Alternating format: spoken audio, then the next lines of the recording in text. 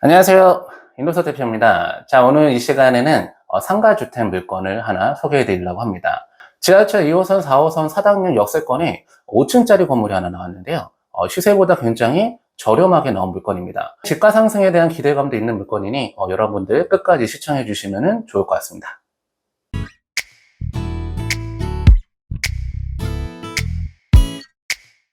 자, 먼저 물건에 대한 정보를 같이 보시면은 사건 번호는 2021 타경 106082번 사건입니다. 소재지는 서울특별시 동작구 사당동에 위치하고 있는 그런 물건이고요. 물건에 대한 종류는 근린주택이다. 이렇게 들어가 있습니다. 근린주택이라고 하면은 우리가 흔히 얘기하는 상가주택이다. 1층은 상가로 되어 있고 위에 부분은 주택으로 되어 있는 그런 물건들이죠. 사실적으로 은퇴하신 분들이 가장 선호하는 그런 건물에 대한 형태가 아닌가 이렇게 생각이 됩니다. 토지 면적은 27.3평, 건물 면적은 93.4평 정도 되는 물건이 지금 최초의 건전평가 금액이 11억 정도에 나와 있는 그런 물건입니다. 서울에 아파트를 하나 살 가격이면 건물을 하나 살 수가 있는 그런 물건이 나왔습니다. 그 건물에 대한 입지가 굉장히 훌륭한 물건이 나와서 그 물건에 대해서 같이 검토를 해보려고 합니다. 자, 먼저 그 건물에 대한 위치를 한번 같이 보고 넘어가도록 하겠습니다. 자, 지도에서 보시는 것과 같이 해당 물건 같은 경우는 지하철 2호선, 4호선 사당역에 역세권으로 들어가는 물건입니다. 사당역 10번 출구로 나와서 이동하면 되는 그런 물건으로 보이는데요. 실제로 걸어보면 과연 몇 분이 소요가 되는지 제가 직접 한번 걸어봤습니다. 그 영상을 한번 같이 보시면서 설명드려 보도록 하겠습니다. 자, 먼저 눈에 띄는 거는 이게 이제 사당역 10번 출구에서 나오자마자의 모습인데요. 나오자마자 보니까 스타벅스도 들어와 있고 버거킹도 들어와 있고 옆에는 파리바게트도 들어와 있네요. 그만큼 유동인구가 많은 그런 지하철역이다 라고 말씀을 드릴 수가 있겠습니다. 자, 그러면 이 골목을 같이 한번 걸어보도록 하겠습니다. 제가 이때 다른 일을 보다가 현장에 좀 급하게 나가서 촬영 장비를 제대로 챙겨나가지 못했어요. 그래서 좀 화면이 조금 흔들리더라도 여러분들 많은 양해를 좀 부탁드립니다. 자, 이렇게 10번 출구로 나와서 해당 건물로 걸어가고 있는 그런 모습인데요. 보니까 일단의 상권이 이렇게 형성이 되어 있는 것처럼 보이죠? 그렇죠? 음식점도 보이고, 그 다음에 뭐 노래방도 보이고, 이런 식으로 일단의 상권이 형성이 되어 있는 그런 길목이고, 굉장히 그 보행자 통로가 깔끔하게 정비가 잘 되어 있어서 여성분들 같은 경우도 밤에 귀가를 하실 때 그렇게 큰 위험이 없는 그런 도로로 보입니다. 자, 그래서 해당 물건 같은 경우, 제가 한번 걸어봤는데, 저 같은 경우는 이제 그렇게 걸음이 빠른 편도 아니고, 그렇게 느린 편도 아니고, 그냥 보통 성인의 남자다라고 말씀을 드릴 수가 있겠어요.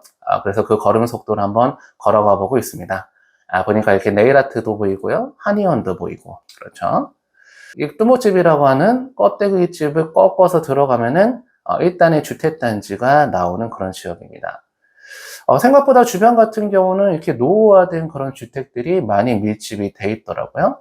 밀집이 많이 되어 있고, 신축과 구축이 혼용이 되어 있는 그런 지역이다라고 말씀을 드릴 수가 있겠습니다. 이 구축주택 같은 경우는 지하층하고 반지하층이 소지하고 있는 그런 물건들이 많았었는데요. 이번에 서울시에서 발표한 부동산 대책 보도자료를 한번 보게 되면은 이런 재해취약 주택 밀집 지역 같은 경우는 재개발 사업을 갖다가 유도해서 정비하겠다라는 내용으로 발표를 했습니다. 그렇기 때문에 이 반지하나 지하층에 대한 세대가 많이 있다 보니까 재개발이나 이런 내용들이 혹시라도 추가로 지정될 수 있는지는 한번 체크를 한번 해봐야 되겠습니다. 자, 그래서 이 골목을 하나 더 끼고 현장에 진입을 한번 해보면은 빨간 색깔 벽돌에 있는 집들이 참 많죠. 그만큼 구축과 신축이 많이 혼용되어 있는 그런 지역이다 라고 말씀을 드릴 수가 있겠습니다. 이번에 발표된 그 부동산 대책으로 인해서 이 지역도 과연 신속통합계획이 지정될 수 있을지 없을지 그런 부분도 여러분들이 한번 알아보시는 것도 하나의 좋은 조사 방법이 되지 않을까라고 생각이 됩니다.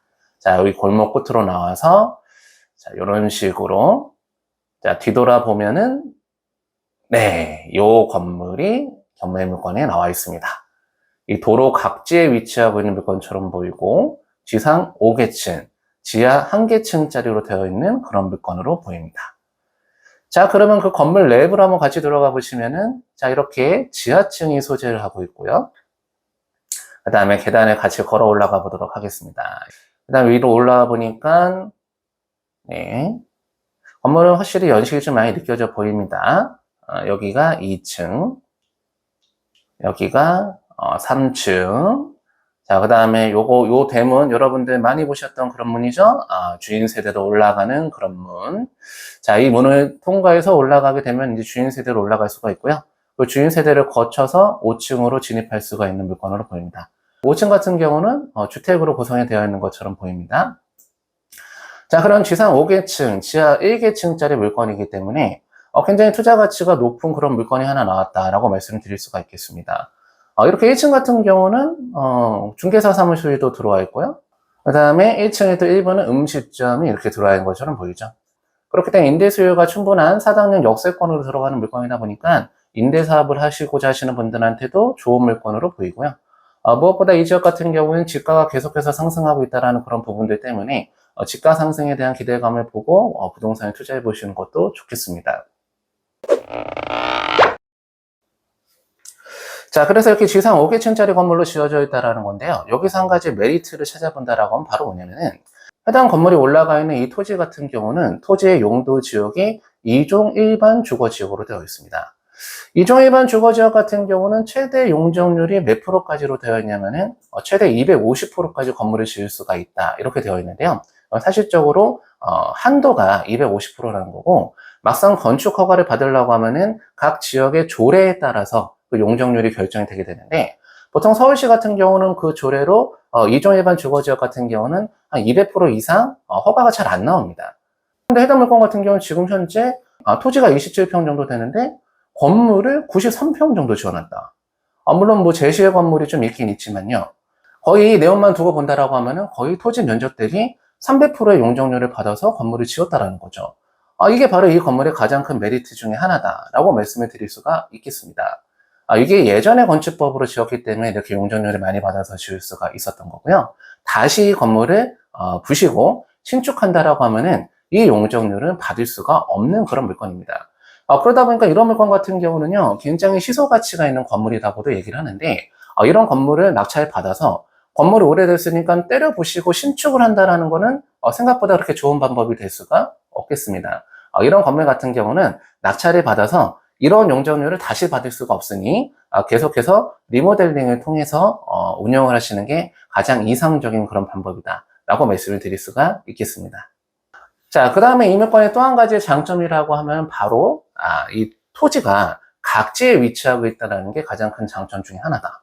그러다 보니까 아무래도 각지에 위치하고 있다 보니까요, 건물이 제가 현장에 가본다라 하더라도 외부에서 노출이 잘 되더라고요.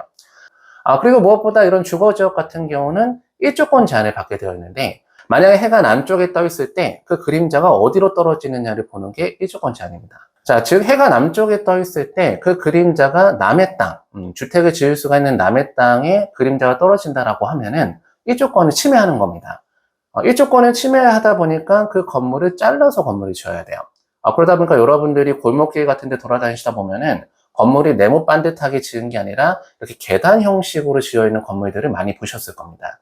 그런 건물들이 일조권을 침해를 해서 그만큼에 대한 용적률을 찾아먹지 못한 건물들이다 라고 말씀을 드릴 수가 있겠는데, 해당 물건 같은 경우는 해가 남쪽에 떠 있을 때 그림자가 어디로 떨어지느냐, 바로 남의 땅에 떨어지는 게 아니라 도로에 그림자가 떨어지는 그런 물건이기 때문에 해당 물건 같은 경우는 나중에 신축을 한다라고 하더라도 그 일조권 침해에 해당 없이 건물을 네모 반듯하게 올릴 수가 있는 그런 좋은 땅이다 라고 말씀을 드릴 수가 있겠습니다. 실제로 이 물건에 대한 시세를 여러분들하고 한번 같이 파악을 한번 해보면은 지금 현재 나와 있는 매매 물건 같은 경우는 토지 면적이 30평인데 매매가가 25억 정도에 나와 있다 보니까 약 한 평당 8천만 원 이상에 나와 있는 그런 물건이죠. 자, 평당 8천만 원 이상에 나와 있는 물건이긴 하지만 이 매매 물건 같은 경우는 지금 현재 경매 물건에 나와 있는 그 입지보다 더 좋은 입지에 있는 물건이기 때문에 조금 더 가격이 많이 형성이 되어 있다. 자, 그 다음에 최근에 실거래가를 한번 보게 되면은 2022년도에 해당 건물 바로 인근에 있는 그런 물건이 하나 매매가 되었는데요. 2022년 6월달 기준으로 토지가 57평 정도 되는 그런 물건이 38억에 거래가 됐습니다. 그 단가를 한번 보게 된다라고 하면은 토지 면적당 한 6,600만 원 정도의 거래가 된 그런 사례입니다. 해당 물건 같은 경우는 지하 1층, 지상 1층으로 되어 있었던 주택 물건이었었고 굉장히 오래된 그런 물건이었었단 말입니다. 그러다 보니까 건물에 대한 가치는 없이 토지에 대한 가치만 보고 거래를 했겠죠. 토지에 대한 가치만 보고 거래를 했을 때 평당 6,600만 원이라고 하면은 해당 물건 같은 경우는 그 토지에 대한 가치가 평당 6,600만 원 정도 가는 그런 물건이라고 볼 수가 있겠습니다.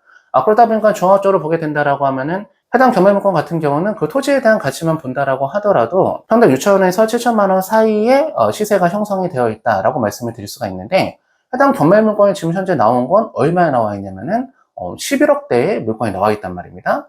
토지가 30평 정도 되는데 감정가가 11억 정도 받아서 나왔다라고 하면은 현재 이 가격이 평당 4천만 원이 조금 안 되는 금액으로 나와 있다 보니까 지금 주변 시세보다는 현저하게 저렴하게 나와 있는 그런 물건이라고 말씀드릴 수가 있다는 거죠. 그렇기 때문에 해당 물건 같은 경우는 조금 저렴하게 입찰에 들어가서 낙찰을 받을 수가 있다라고 하면은 그 시세 차익도 많이 노려볼 수가 있는 그런 물건이 나오지 않았나 이렇게 생각이 됩니다. 그렇기 때문에 4단역 2호선, 4호선 역세권으로 들어가기 때문에 입지도 좋은 그런 물건이 시세보다 저렴하게 나와 있고, 또 현재 용적률로는 지을 수가 없는 용적률로 지어져 있다는 그런 장점과 그 도로 각지에 위치하고 있다는 그런 점들 때문에 종합적으로 평가를 해봤을 때는 해당 상가주택 물건 같은 경우는 굉장히 좋은 물건이 경매물건이 나와 있다라고 말씀을 드릴 수가 있겠습니다. 또한 해당 물건 같은 경우는 그 주변에 시장하고의 접근성도 좋다 보니까 위에 주택 부분에 대한 임대 수요도 굉장히 많은 그런 물건이라고 말씀을 드릴 수가 있겠습니다. 그렇기 때문에 해당 물건 같은 경우는 지하철과의 접근성도 좋고 상권하고의 접근성도 좋고 주변에 시장도 위치하고 있는 그런 물건이다 보니까 상가주택으로서는 입지적인 요건이 참 좋다라고 말씀을 드릴 수가 있겠습니다.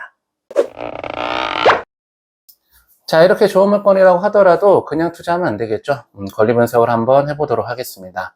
해당 물건의 등기부 등본을 한번 같이 보면은 해당 사건에서 말소 기준 권리가 되는 거는 바로 저 가압류 등기가 말소 기준 권리가 되겠습니다.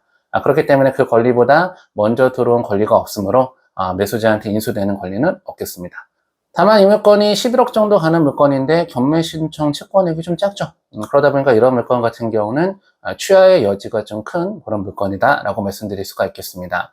근데 이게 또 어떻게 될지 몰라요. 또 이런 물건이 끝까지 진행되는 경우가 있기 때문에 계속해서 지켜봐야 되겠습니다.